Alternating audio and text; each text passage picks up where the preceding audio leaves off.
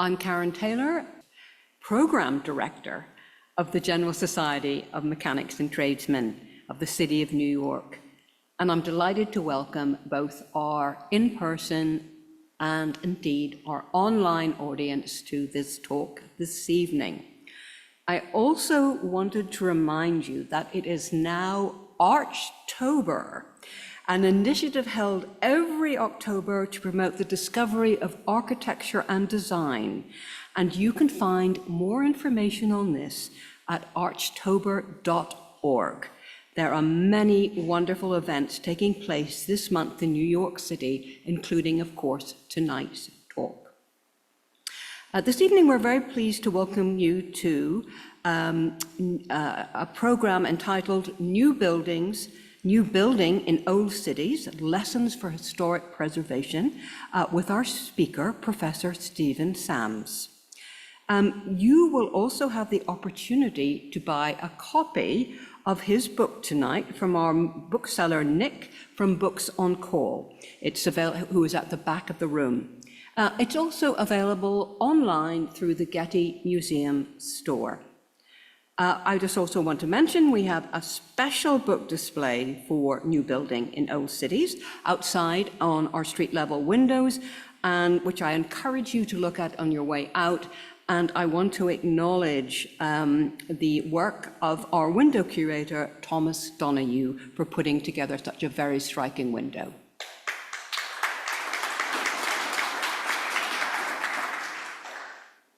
I also want to acknowledge our partners in tonight's presentation, the New York Landmarks Conservancy and Historic Districts Council, and I'm very pleased that we have Peg Breen, President of the Conservancy, here tonight, along with her colleague Andrea from the Conservancy.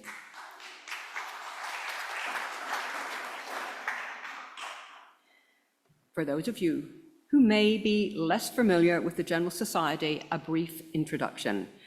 The General Society of Mechanics and Tradesmen of the City of New York was founded in 1785, that is 239 years ago.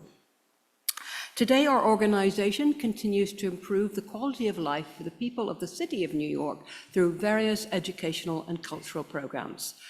These include our General Society Library, which we're in tonight, which was originally founded in 1820, our John M. Mossman Locke Museum, which you are welcome to visit after tonight's talk for our in-person audience, our tuition-free Mechanics Institute, and finally, our lecture series, I'm very proud to say, that originally began in 1838. It's now my pleasure to introduce our speaker tonight. Stephen W. Semes is a professor of architecture and director of the Michael Christopher Dudas Center for Preservation, Resilience, and Sustainability at the University of Notre Dame. He was academic director of the Notre Dame Rome Studies program from 2008 to 2011. He is the author of The Future of the Past, a conservation ethic for architecture, urbanism, and historic preservation, and that was published in 2009. And The Architecture of the Classical Interior, published in 2004, as well as many articles. Prior to joining the Notre Dame faculty in 2005, he practiced architecture for 3 decades in Washington, DC, San Francisco, and New York. And we're so pleased to welcome him back to New York this evening. Welcome.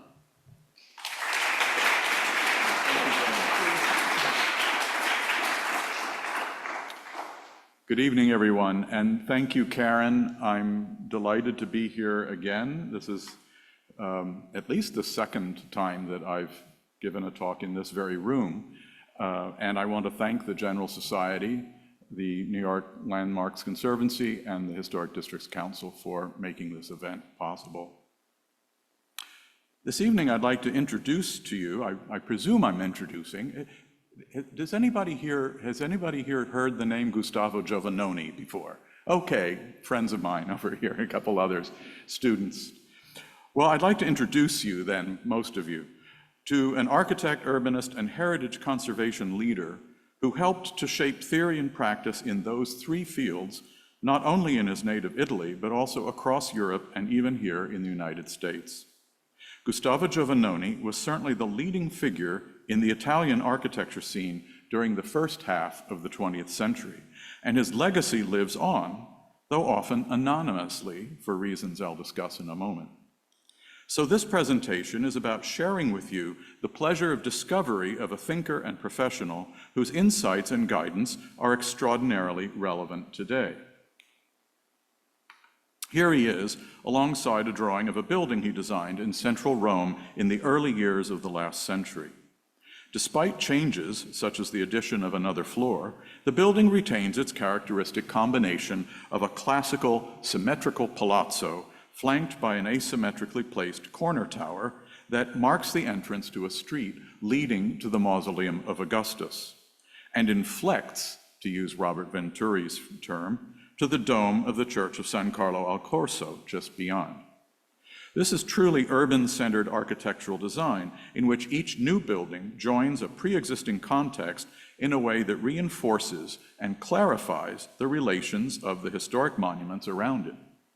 For his entire career, Giovannoni will approach new building in old cities in precisely this way.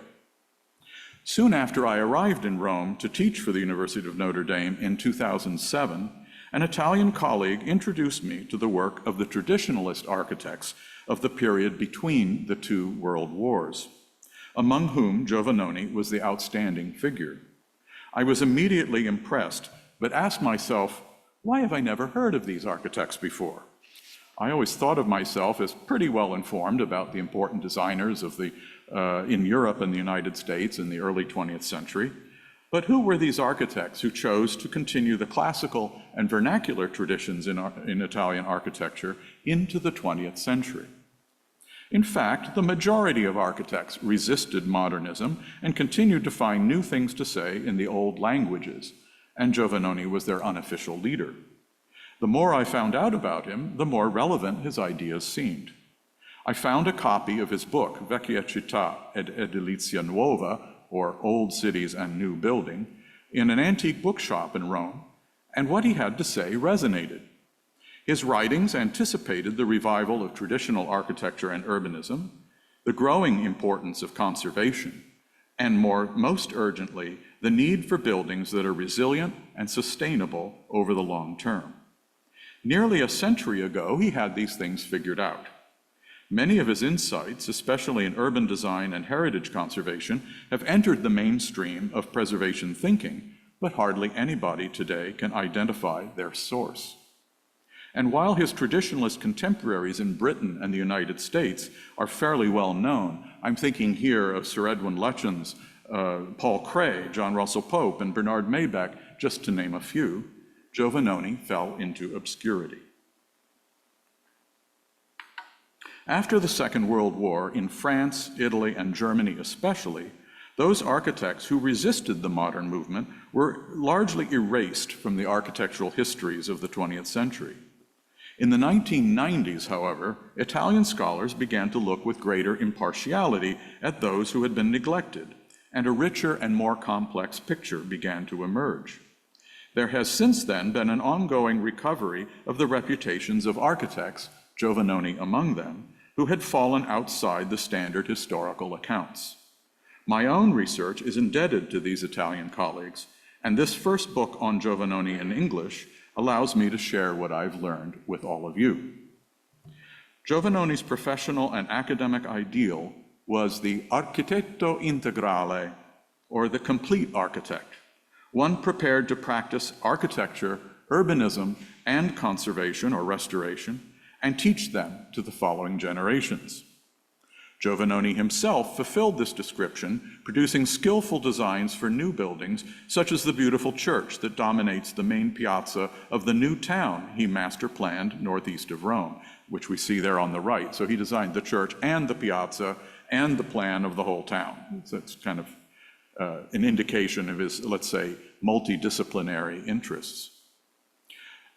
He also was responsible for new additions and infill buildings in historic places, master plans for both historic urban centers and new towns, restorations of historic structures, scores of studies in architectural history across all periods, and founding, as if he needed to do more, he founded the School of Architecture at the University of Rome, La Sapienza, where he taught for a half century, training generations of noted Italian architects.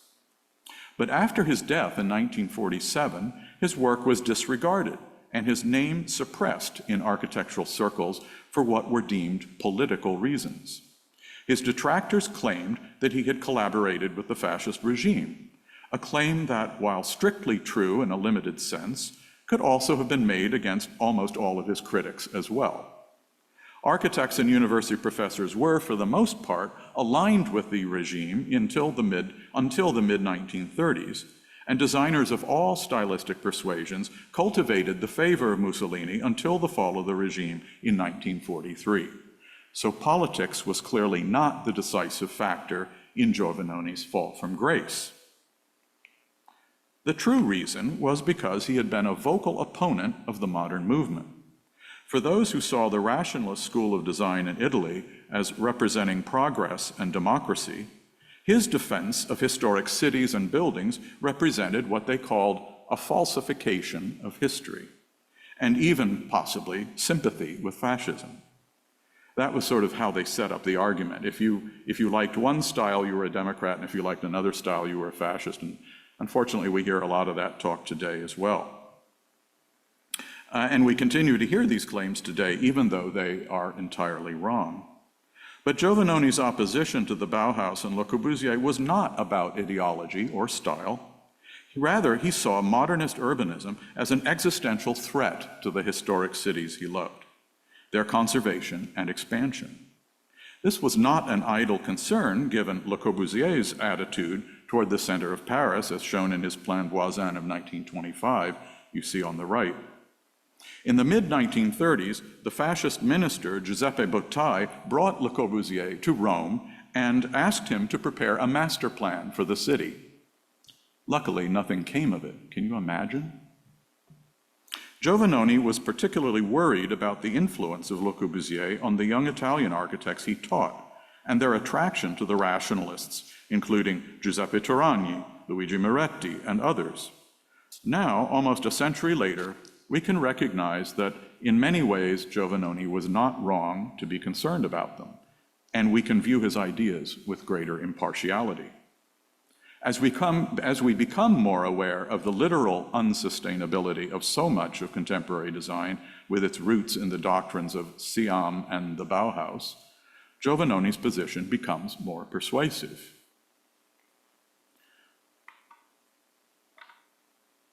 Our intention in this book is to return Giovannoni to a larger international context. In addition to a series of interpretive essays, it includes 30 excerpts from his writings on a range of subjects and from throughout his half-century career. The book is organized into 6 parts around 6 themes, bearing the Italian terms used by Giovannoni in his discussion. The first of these is edilizia, which in Italian refers to the activity of building as well as its main product, the ordinary construction, mostly houses, that makes up the private realm of our historic cities. Giovannoni drew the important distinction between monuments and fabric and pointed out that the monuments derive their meaning from the fabric, which is why preserving the surroundings of our landmarks is so important. Credited as the inventor of the concept of urban heritage, he declared that an entire city could be considered a monument. He introduced this idea into the 1931 Athens Charter on Restoration, the first international agreement in the field. And from there, the idea spread across Europe and to the United States. The same year saw the publication of his most important book, the one I'd mentioned, Vecchia Città ed Edilizia Nuova, and of course the word edilizia is in the title. And perhaps not coincidentally, the first historic district in the United States, in Charleston, South Carolina, was created that same year. This shift of attention from individual landmark buildings to urban districts, whole towns, and landscapes was part of a consistent urban focus in Giovannoni's thought. No historic building should be considered simply as a lone freestanding monument, without recognizing its relationship to the city or landscape that surrounds it and lends its meaning, even if that setting had changed in the intervening period. For example, simple buildings frame our view of many of the medieval cathedrals, like this one on the left at Orvieto. And the familiar piazze of Italian cities are surrounded mostly by ordinary buildings, as we see in the plans illustrating his book. Another aspect of edilizia was a focus on the informal kinds of building one finds in historic cities, what he called architettura minore, and we call vernacular architecture. While Giovannoni admired the great achievements of the ancient monuments, he also valued the anonymous construction that, following traditional patterns, provided a coherent setting in which the whole is more important than its parts. It was this collective work of art, as he called it, that provided the context within which the individual monuments could best be understood. He directed much of his energy to opposing the demolition of the medieval quarters in Rome by Mussolini and elsewhere, for the sake of creating out-of-scale and inappropriate large open spaces around monumental buildings, a tendency that had originated in 19th century Paris. And here I'm going to go back one slide. For example, a huge plaza was created in front of Notre Dame in Paris in place of the smaller scale buildings that formerly framed views of the cathedral, which you can see in this early plan on the right, shows the Ile de la Cité and Notre Dame. You can see the facade there kind of in the upper right, and the Grand Parvis, which is now there, was an invention of the 19th century to set off the view of the cathedral, but completely changed its relationship to the city. Giovannoni argued for the preservation of the pedestrian-scaled, variegated neighborhoods within which the larger monuments traditionally were embedded, composing a picturesque urban scene, as in his beloved Rome. This greater value placed on ordinary fabric is the basis for our historic districts and conservation areas today. Now, we're talking today about facades, and there might be some in the room or elsewhere who might object that I'm neglecting other important issues in architecture, such as space, structure, materials, and function. But my purpose in this talk is to look at facades as Giovannoni did, as the walls of a public room, the street or the square. It's not that the internal plan of a building or its structure are not important, but that from the urban perspective, it is the external massing and the elevational composition that encloses and characterizes the public space, or not. New York also has public facades composed of multiple buildings forming the space of a street or a square, as well as object buildings that offer unique gestures rather than composing an ensemble. We can see a tension in New York's streets between the individualism of the singular buildings and the deference to a collective form, as in a row of brownstones. The competition between the two approaches is characteristic of the city, and it's important to know which condition you're working with and design accordingly. An aerial view of the north side of Washington Square Park, for example, reveals both models competing with each other. But a pedestrian perspective shows us how edilizia works to shape the public space. The second theme is ambientismo, from the Italian ambiente, or environment. It is close to our English word contextualism, referring to the physical context of any historic site, but is in fact much more. We translate it in the book as respect for the setting. For Giovannoni, the historic city was a living organism, and he coined the term ambientismo to denote an attitude of respect for the city as it has developed through time, accumulating layers of history and meaning, and creating a reciprocal relationship between architecture and urbanism. Additions to buildings or new urban neighborhoods, he wrote, must approach the historic city with modesty and respect, seeking continuity of character rather than visual disruption. While Giovannoni's idea of the historic city was based on European models, principally Rome, his hometown, much of Manhattan follows a different pattern. In fact, there are two distinct urban conditions in the city. Some areas, like Tribeca, Greenwich Village, the upper and east and west sides, Brooklyn Heights, basically all the areas now within historic districts, are in some ways similar to European urban environments that are characterized by a more consistent fabric in which buildings form a chorus rather than standing on the stage as soloists. In these areas, we have streets and squares enclosed by buildings of more or less similar height and volume, and the individual structures recede into a larger ensemble. Other parts of the city are dominated by tall towers, each of which is an individual standing its ground and rivaling its neighbors. Pre-war towers, like the Empire State Building, built in 1931, that same year that Giovannoni published his book, the Chrysler Building, Rockefeller Center, and other tall buildings of that era were still urban to the extent that they could compose a city. As a matter of fact, Giovannoni wrote an article praising the skyscrapers of Midtown Manhattan and the financial district. He didn't recommend them for European cities. He didn't think they were needed, but he was not, let's say, insensitive to the romance, if you will, of the skyscrapers of the Art Deco era. These skyscrapers actually continued to form the public space of the street. They engaged buildings around them, and their exteriors were of similar materials and colors so that they appeared as a collection of related things rather than as random objects. Giovannoni celebrated these pre-war skyscrapers in New York, though he didn't think there was any reason to build them in historic cities in Europe. So as you can see, ambientismo is more than contextualism of the 1970s or 1980s, in which designers made abstract references to neighboring buildings. Rather, it entails a profound respect for the genius loci, the spirit of the place, including not only the physical, but also social and cultural character.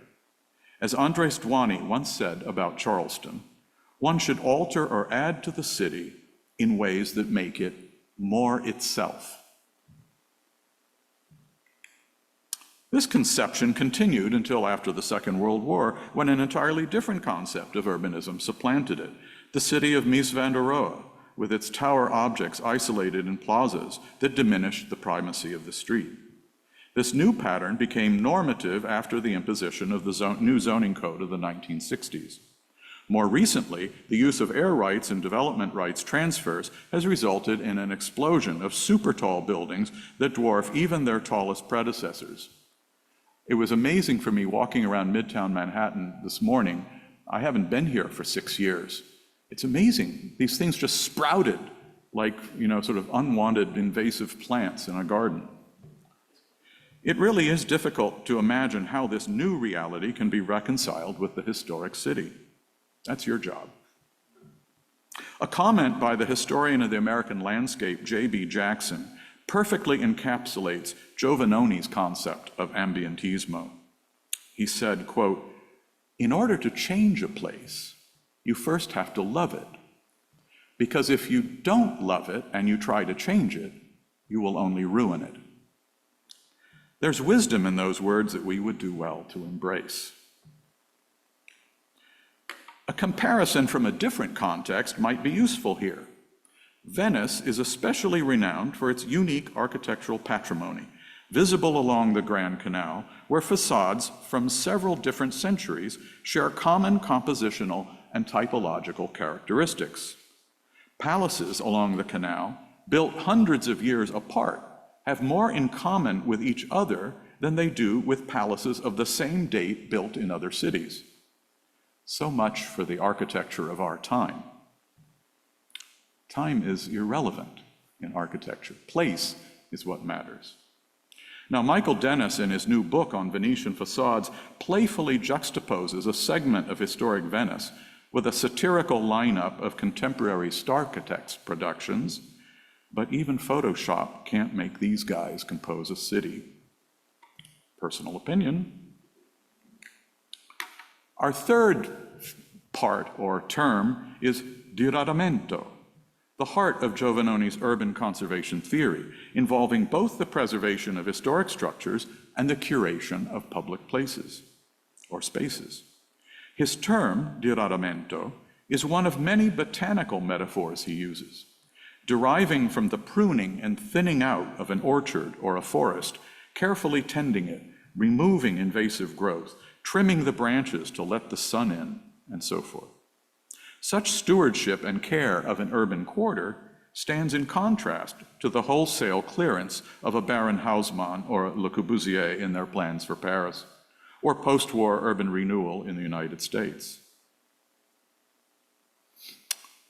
Giovannoni seeks to maintain the city in conformance with what he called the permanent causes that shape it, such as geography, climate, ways of life, local materials, and traditional construction methods.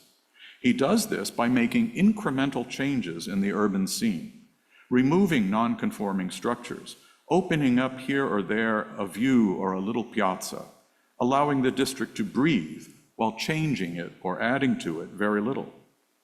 Diradamento is a character-conserving process that avoids both an uncritical preservation that would prevent all change and a permissive development that would significantly alter the historic character of the place.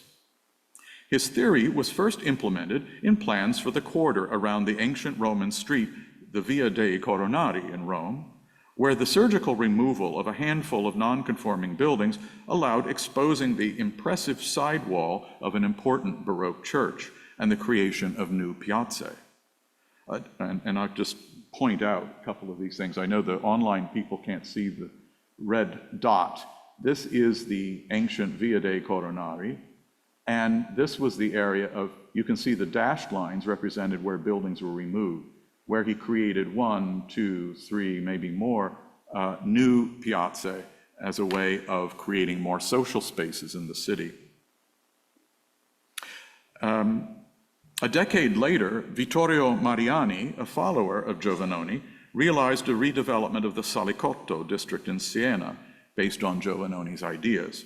And you see a piece of that, a playground actually, there in the right slide.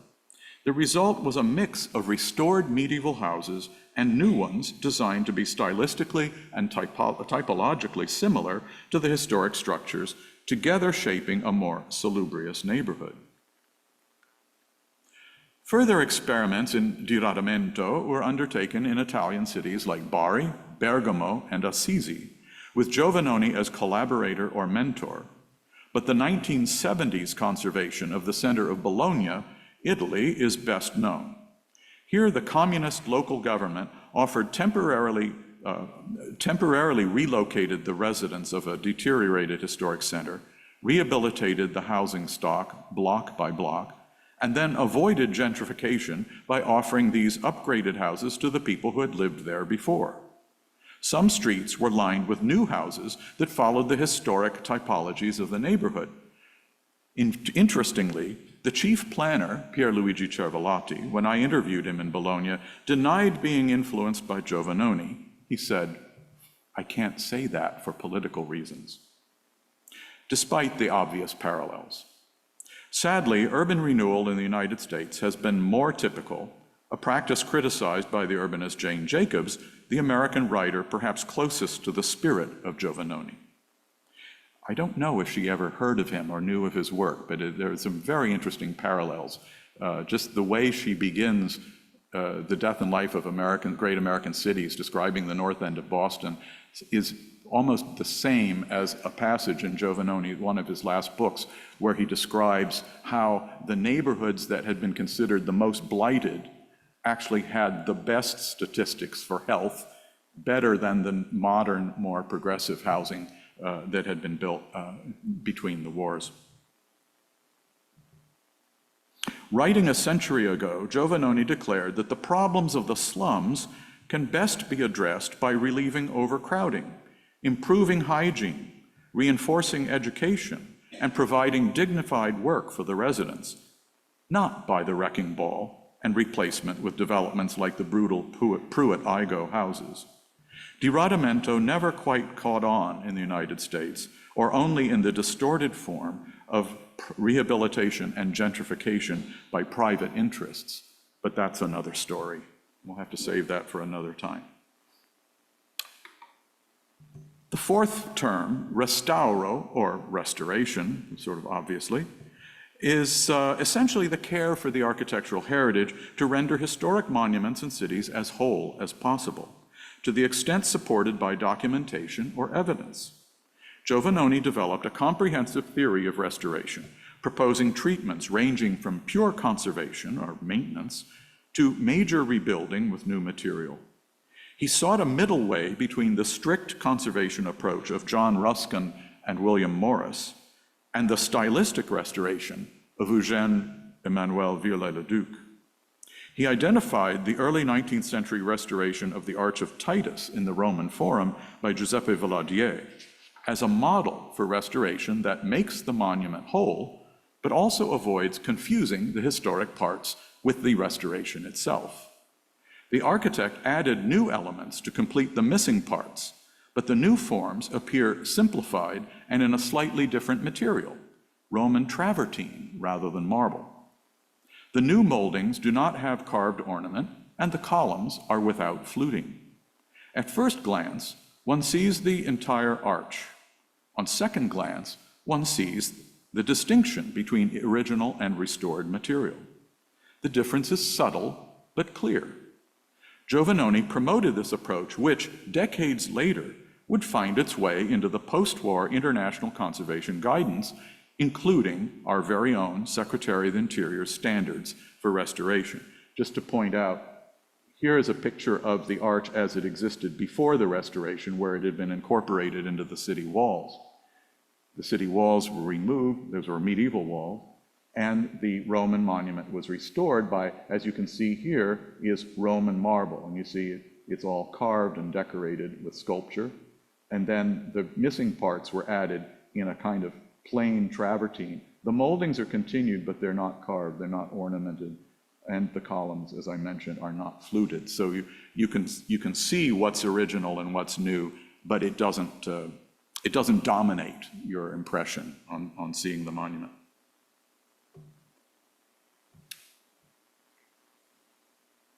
Giovannoni further believed that when choosing a preservation treatment for a specific site, there can be no fixed rules to be applied uncritically.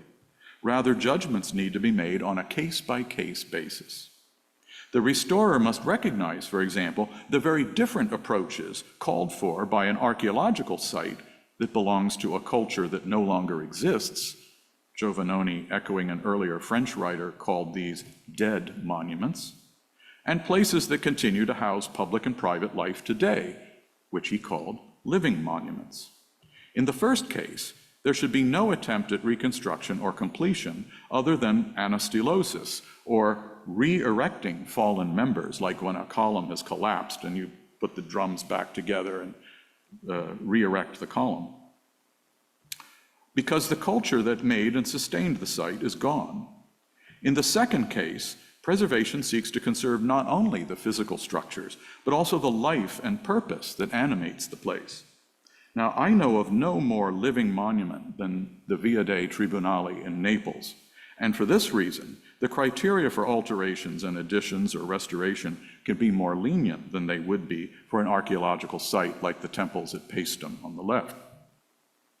Giovannoni referred to his methodology as scientific restoration, but this did not prevent him from allowing aesthetic judgment to inform the restoration process, and beauty, or as he put it, the sense of art, was always a preeminent value.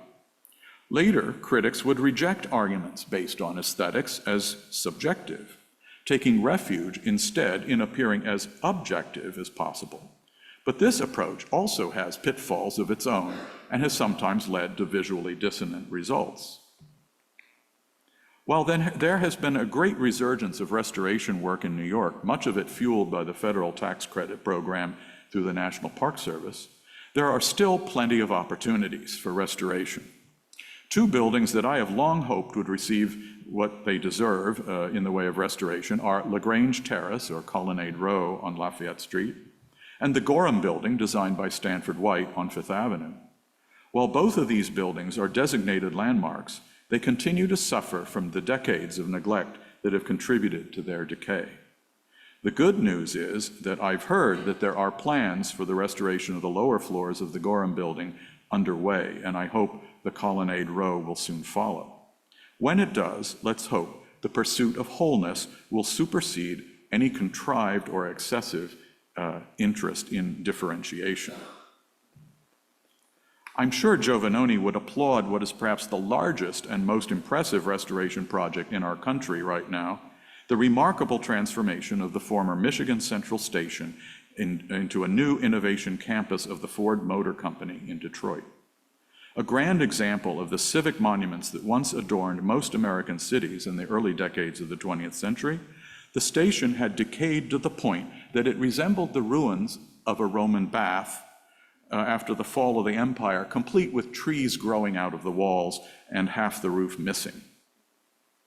The transformation is cleverly revealed in the rendering on the right, which sort of shows the rating room in its sort of pre-restoration decay, sort of slowly morphing into the restored and reinvigorated station.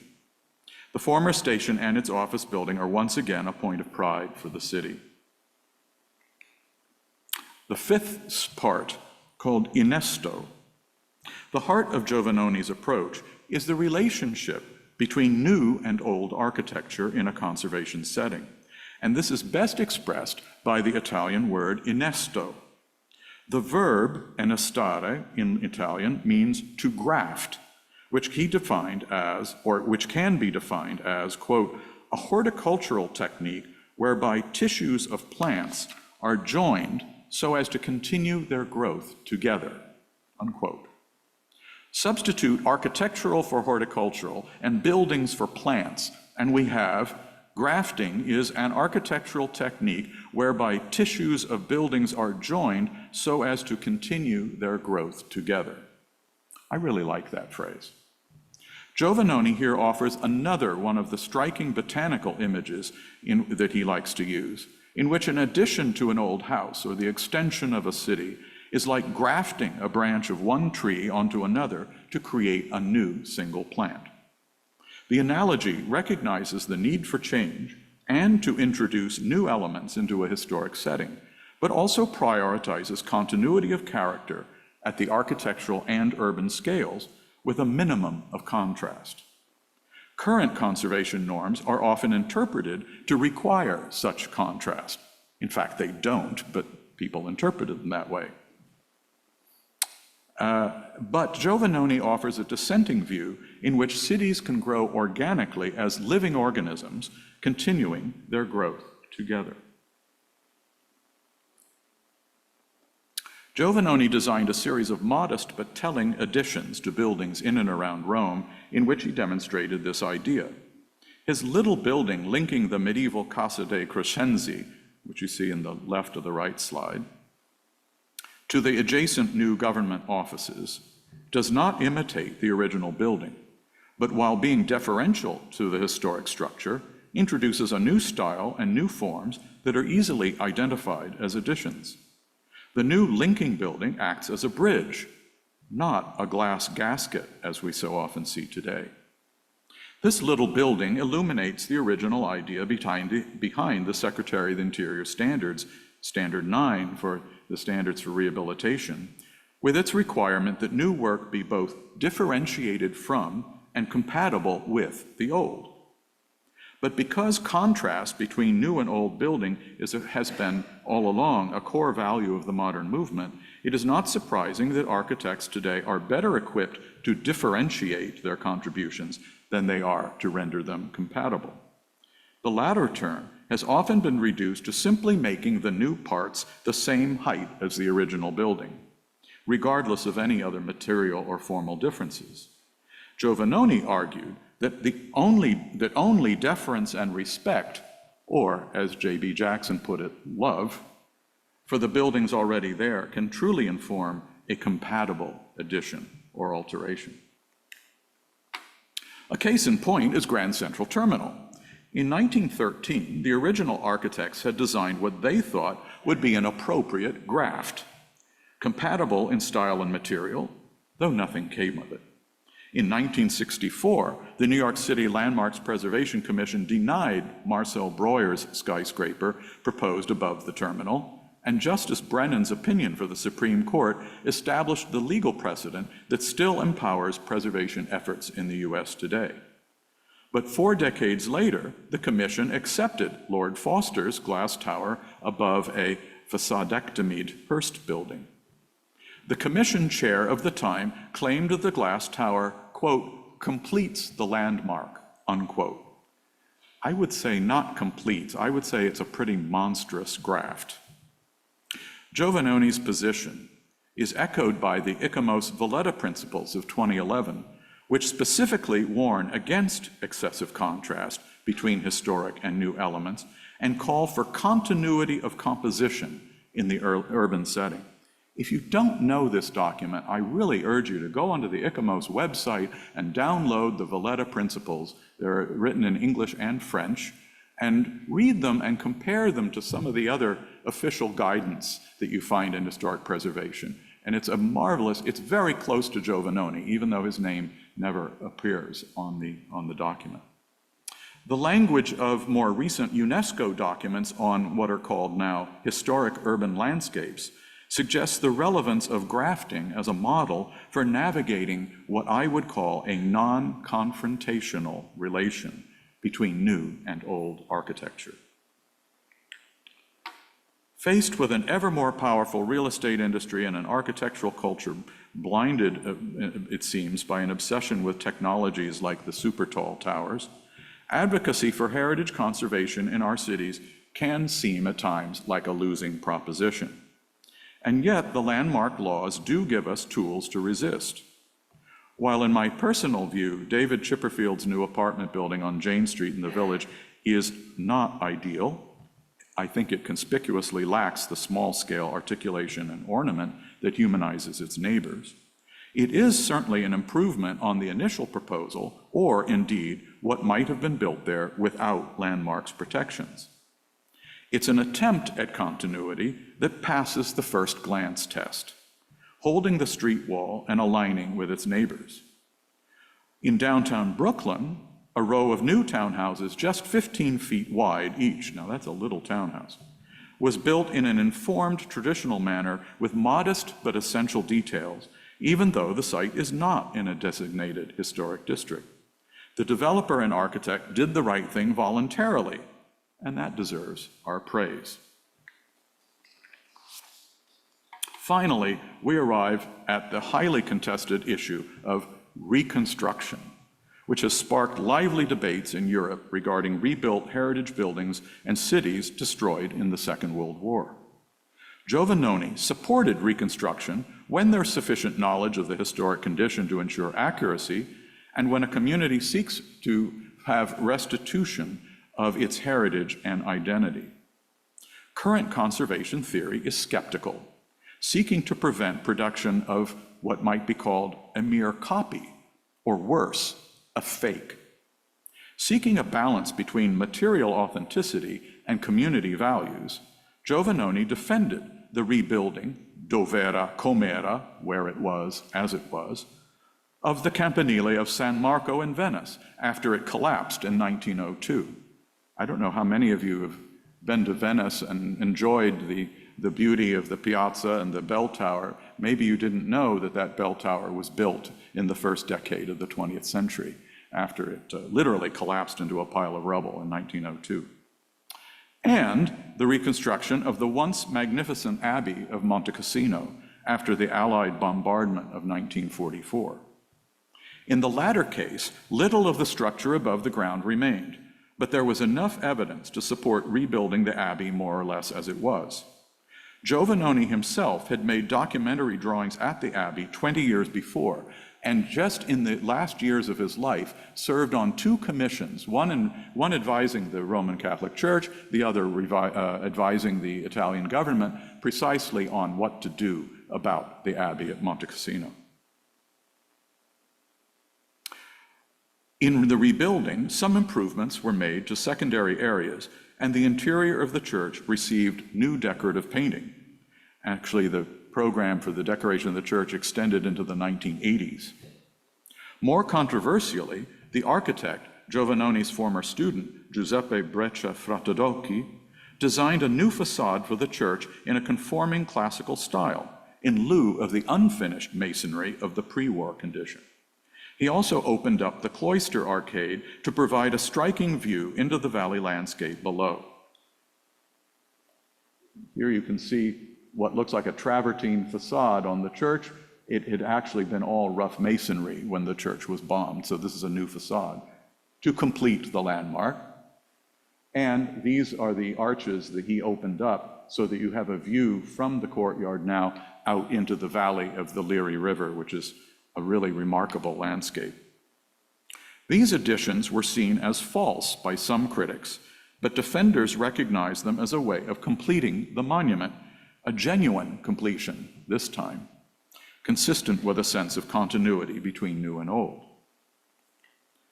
Also after the war, the conservation community made an exception for Warsaw, Poland, whose center was reconstructed to its pre-war appearance following its total erasure by the Nazis.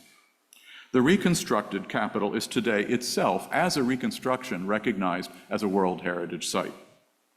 Numerous other cities were also rebuilt as they had been before the war, despite often official opposition in principle. More recently, some preservation authorities, Historic England, for example, have become more accepting of reconstructions within strict limits. For Giovannoni, the rebuilding of a heavily damaged or destroyed landmark is simply the restitution to the community of its lost heritage, which he considered more important than the conformance of a building's style with its date of construction. Nonetheless, reconstruction remains contested by those who prioritize a strong visual distinction between new and old, and for whom any design of new elements in a historic style is viewed as a falsification of history. Giovannoni's viewpoint continues its quiet influence in such essential documents from ICOMOS as the Bura Charter, the Nara Declaration, and again the Valletta Principles, all of which emphasize conserving the cultural significance of historic places without stylistic bias. In Germany, reconstruction has become more common recently. The Royal Palace in Berlin, you see on the left, was the former home of the Prussian emperor and now houses a series of museums. The building was heavily damaged in the bombing of Berlin, but the remains, which could have been restored, were then thoroughly demolished by the East German government and replaced by a banal, modernist, glass-clad Communist Party headquarters building.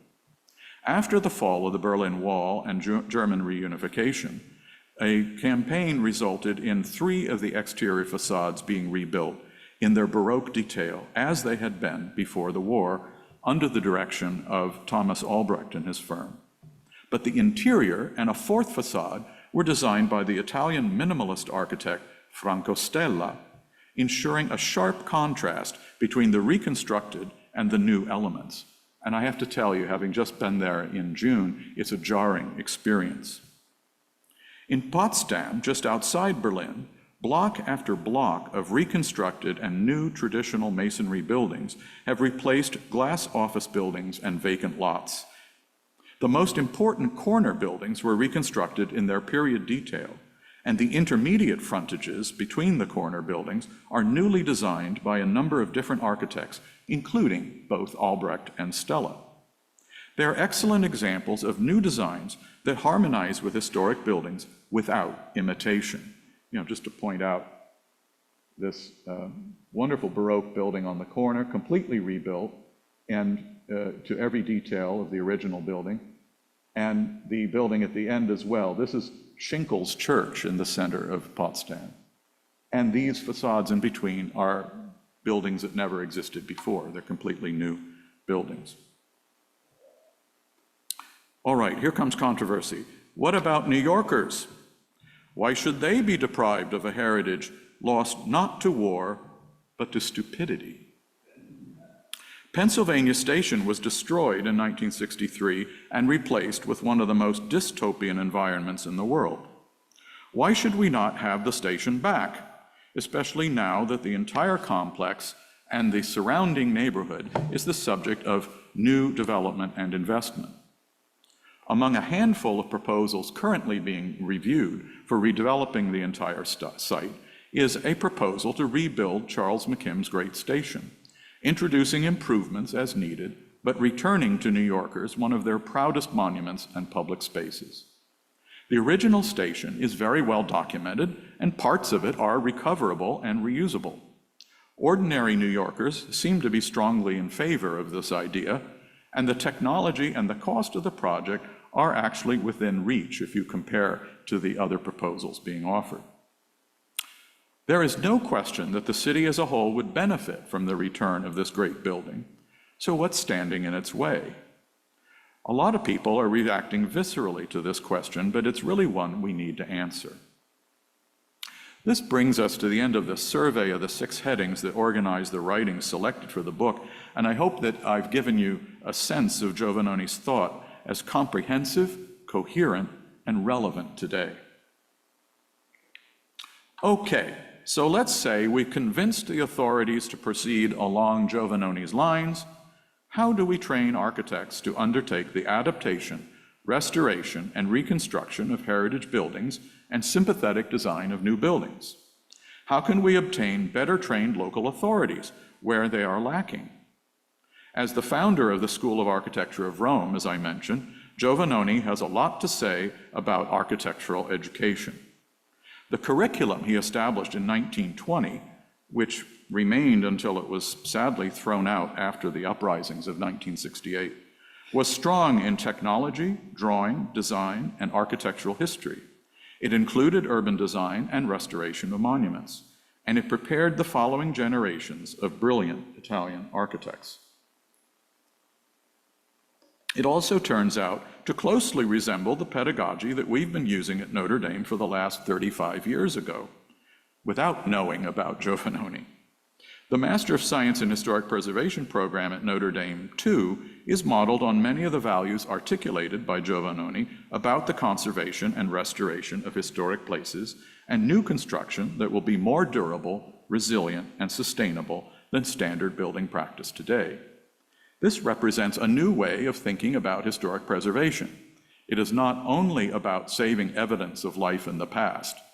It is now also learning from past experience how to design buildings and cities for a future that will be more beautiful, more sustainable, and more just. Paraphrasing the French writer Françoise Chouet in her great book, The Invention of the Historic Monument, quote, "We restore in order to recover our competence to build," end quote. Or, as I like to say more simply, we restore in order to learn how to build. This would make an excellent motto for any school of architecture, or for that matter, any organization that advocates for historic preservation, like my 3 host organizations this evening. Any young architects who would like to pursue graduate study at the convergence of preservation and sustainability are invited to get in touch. And in fact, one of our recent graduates is here in the audience tonight, and he's actually up there on the screen as well. So we get 2 of you, Sandro. That's nice. If you would like to know more about new traditional architecture, urbanism, and historic preservation, you can download for free this publication that explains our approach to those 3 closely interrelated fields. And if you want to snap that QR code with your phone, please go right ahead and do it. After decades of obscurity, the insights of Giovannoni are now available in English.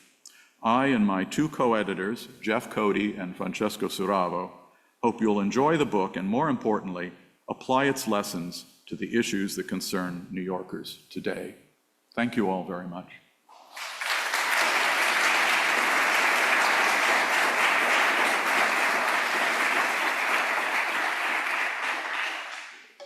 I think we're going to take questions. We are indeed. Thank you Okay. so much, Stephen, for that very eloquent overview. So thank you. Much appreciated.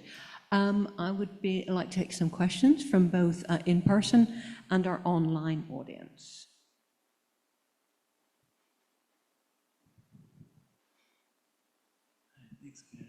Hi, thank you for your talk. So one of the things you mentioned, which I thought maybe you can go in a little bit deeper, about the Penn Station and some of the different proposals, and how one was about kind of bringing back the splendor of it, and the budget was within reach. So tell us, what happened with that, and how come it didn't really come to fruition in that way? I'm not intimately familiar with that, that whole process. My understanding is basically what I've read in newspapers and magazines and online. If there's anybody in the room who knows more about it than I am, I'm happy to let them explain a little bit more. My understanding is that they're currently reviewing 4 proposals. This is one of them, and Governor Hochul, I guess, will eventually make a decision. I don't know who's advising her. I haven't been active in New York for a long time. Do you have information in the back there? Okay, Karen, can you get the microphone over there if somebody knows the answer? Yeah, I'm Sam Turvey with Rethink New York City. Thank you, Sam. Good nice to meet you, and nice I to quote have you you all here. the time, but you are right, there are 4 proposals, and one of them is actually 3 variations on Charles McKim's Penn Station. One is a complete restoration of the original building. One would leave 2 Penn Plaza in place, and one would leave 2 Penn Plaza and Madison Square Garden in place. Richard Cameron of Atelier & Co., who you mentioned, is designing those. The governor in June of 2023 said she would welcome designs for a world-class masterpiece for others than New York's MTA. She seems to be dialing that back, and in fact, the MTA actually had a well-renowned architect named John McCaslin helping them with their design. He looks to be out of the picture, and the 3 designs, which include the original Penn Station, of which there are 3 designs within that category. I'm not saying it's over. Don't count us out, but it's going to take some encouragement to get the governor to be open to other designs. And the railroads are acting as their name indicates. They are trying to railroad people, and we will continue to try to bring some design and grace to New York City. Thank you so much. I'm glad you're here tonight, and I'm glad you could bring us up to date. It sounds positively Italian, the whole process. So another question over on this side. I'll just come over here.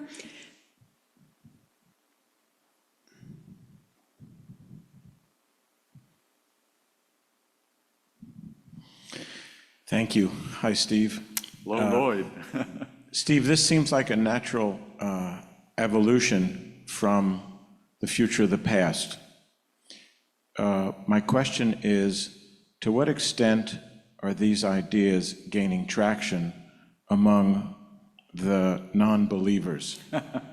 Because I always say the goal is to convince the non-believers, not to make the rest of us who think this is great stuff feel better.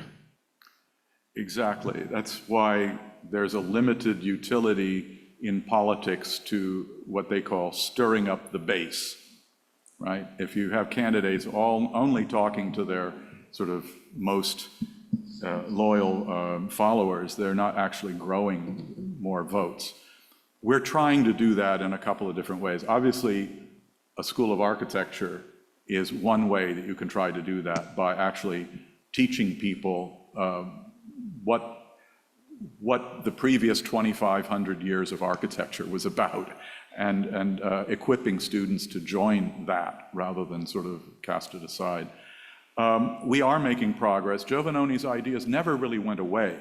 There's much more to the story than I had time to tell tonight, and we can talk about that or not if you like, but his influence has continued, and as I mentioned, some of the more recent documents, people sort of cling to the Venice Charter of 1964 and say, well, but it says that anything you add to a restoration must, must depart from the original composition and bear a contemporary stamp. Therefore, you have to have a glass box next to your Roman temple. Well, no, actually, that's not what the Venice Charter says. And then there's like 24 charters that have been written and published since the Venice Charter. So if you look at the more recent ones, they are much more along the line of Giovannoni's ideas. And I'm hoping, one of the things that I and my co-editors are doing is hoping that this book will open a door. Actually, my Italian colleagues, when I presented the book in Rome this summer, said, this book opens a door. And thank you for doing it, because it took a non-Italian to write this book. So hopefully it will open doors in the Anglophone world as well. Excellent presentation, Mr. Semes. Professor. So the question that I have is about Giovanni, and if he talks about, the majority of preservation, Oops. the majority of preservation and the reviews that say Charleston's Board of Architectural Review or the New York City Landmarks Preservation Commission, what they do is reviewing historic structures and maybe not additions, but just restoring them. Yes. And both of those organizations sort of end up being the lightning rod for highly controversial projects, which is maybe a smaller percentage of the good work that they do. And I say that with experience as maybe one of the only, maybe 10 architects that have presented to both the New York City Preservation Commission and Charleston's BAR. Does Giovanni talk about the restoration of historic buildings just in terms of maintaining them and continuing their ongoing life? Because I think both organizations, commissions, that's the majority of the work that they do. I think that's right. And as we know, most reviews are made at the staff level. And the staff level tends to include things like replacing an 18th century window sash that's finally given up the ghost. The kind of thing that you mentioned, non-controversial, non-confrontational issues tend to be made, and usually they're not lengthy or not onerous for the developer or the architect. Where we run into problems is where I think stylistic questions come. Now, or where there are massing or density questions. So, for example, in a case like some of the new development, including your firm's work in Charleston, I imagine, I wasn't there, but I'm imagining some people were concerned about the size of the buildings, regardless of what they looked like, right? I mean, just massing is an issue for some people. Somebody else might be upset because the building's going to obscure a view that they had, and they thought they had a lifetime guarantee to that view. Other people get exercised because they don't like the style of the building. Either they think it's too modern and too abstract, or they think, oh, it's too traditional, it looks like a copy. And so those debates happen. I think that's when the full commission or the full board has to vote on these projects, because then they're not within the reach of the staff. The difficulty, I think, is that as far as I know, neither of those two organizations ever developed a written set of criteria or sort of concepts or even sort of definition of terms. And one of the things I would like to do is, if somebody would help me out, I'm just a professor on a professor's salary, but maybe somebody would like to help out, I would like to put a copy of this book in the hands of every member of the Landmarks Preservation Commission and the Board of Architectural Review, and not just in New York and Charleston, but everywhere. Because I think, not because I was involved with the book, but because I think the ideas of Giovannoni would be very helpful, because he does give you terms and definitions and principles that you can argue over them. It's not like that's going to, close the argument, but it means you'll be able to argue in a more coherent and more consistent way. And so decisions won't just sort of flip-flop from one side to the other in different projects. Does that begin to answer the question? Right. We'll just have a few more questions, but I do have an online question. This is from Holly. Wonderful presentation, thank you. Did you see movement in this direction in preservation, meaning compatible/transitional architecture, or is your position a lonely one? And if so, should the interior guidelines change? Well, let me take that in reverse order. Yes, the Secretary of Interior's guidelines and standards probably do need to change, not because I think the words in them now are wrong, but because they're so often misinterpreted that what would help would be to use other words that would be less susceptible to being manipulated by people who have a particular agenda that they want to use the standards to achieve. In terms of, am I a lonely voice? Are there others? There are, and there have been for a long time. I actually published an article in an Italian journal called Gustavo Giovannoni, An Unacknowledged Legacy, because his legacy is real, and you keep running into his ideas in official pronouncements, just without his name attached to them. And sometimes they're interwoven with other principles that don't seem to go along well with them. But he's always been there as a kind of a minority influence. And I think it is growing, because I mentioned Historic England, for example, which is the largest preservation sort of official body in England, guiding and advising the government. Just in the last several years, has become much more open to the possibility of reconstruction, for example, after having for many years been firmly opposed to it in almost every case. I would have to say yes, there has been a significant movement, and hopefully this book will, give that further impetus. Hello, wonderful presentation, very timely and very necessary.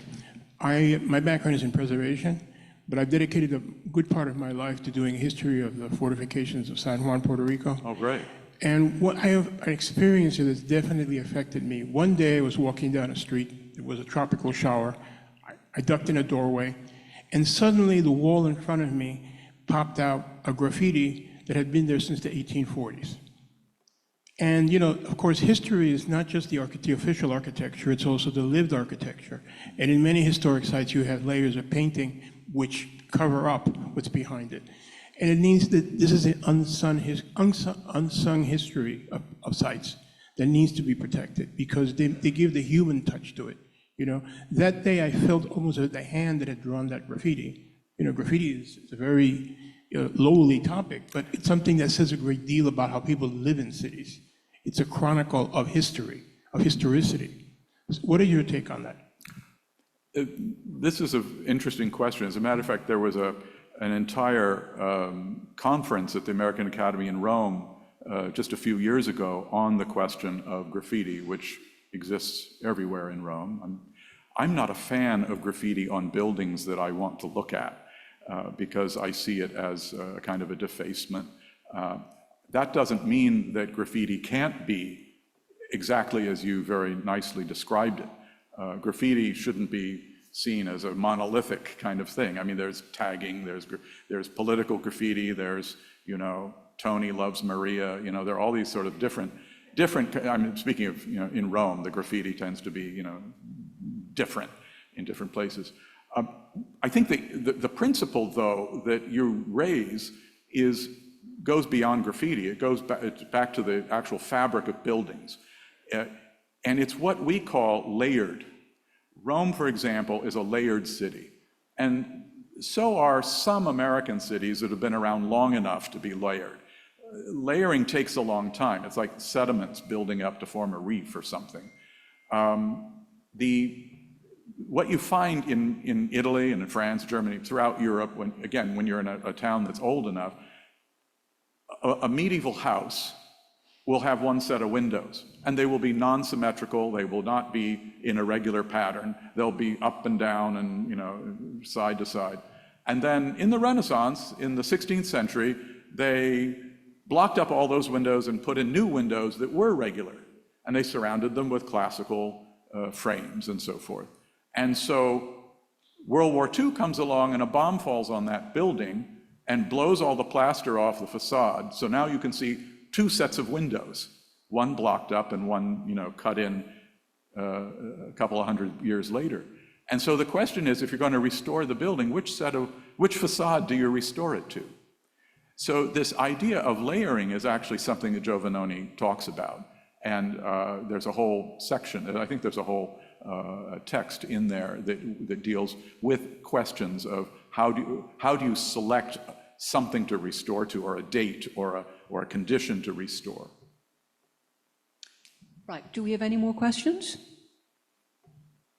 Okay, well then, I will take this opportunity to thank Stephen Semes so much for a really fabulous presentation.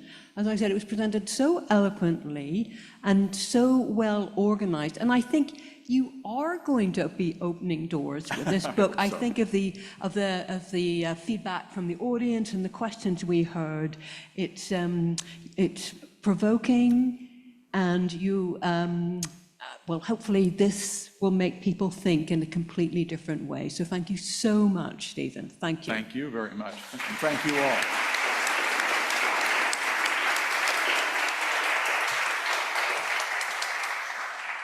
I do want to mention that new building in Old Cities happens to be for sale tonight, and I'm sure Stephen will be happy to sign one of these books. So in a few minutes, I'm going to bring Stephen to the back of the room, but before that, our Executive Director, Victoria Dengel, will say a few words. So Stephen, well, first of all, thank you for being here and for coming back to speak to our audience. And as I was listening to you, I was just thinking there's really so much to say and so much to think about. And it was important when you said about historic preservation and sustainability. I think, and I have my own opinions about that, sometimes the drive for green and what appeals to people, but I think there's nothing more green than a building like this. Yes. You know, as the person who manages the capital projects and sees everything from beginning to end and works with everyone, this building has been so kind to us, but thanks to the craftsmen of 1890 and 1903, because every project that we take, if it wasn't made with care and great consideration for construction, when we restored that skylight, we wouldn't have discovered that 218 pieces of structural steel remained in fine condition, all because of the way the work was performed. And when it comes to our energy conservation, for anyone who didn't notice our grade A in the building on the way in, I do notice a lot of Fs and Ds around town. And they're newer buildings, which catches everyone by surprise, as does some of the building materials in these glass houses that conduct more heat than otherwise. So thank you for your work on behalf of historic preservation and appealing to students and people in schools of architecture. I think nothing's more appealing than being on a campus like the one that you teach at and really teaching people to appreciate what surrounds them. Because even when I love watching people's reactions to this building. And if you don't react to it, well, there's something wrong with you, because it is so beautiful and so historic, and there's so much to look at. And when you walk through the offices upstairs and you think about this room, 1903, 1890 offices, there's just so much that we've been given. And thank you for becoming, so enamored of this man, and you're his voice, hopefully for generations. So thank you. Thank you. Thank you very much.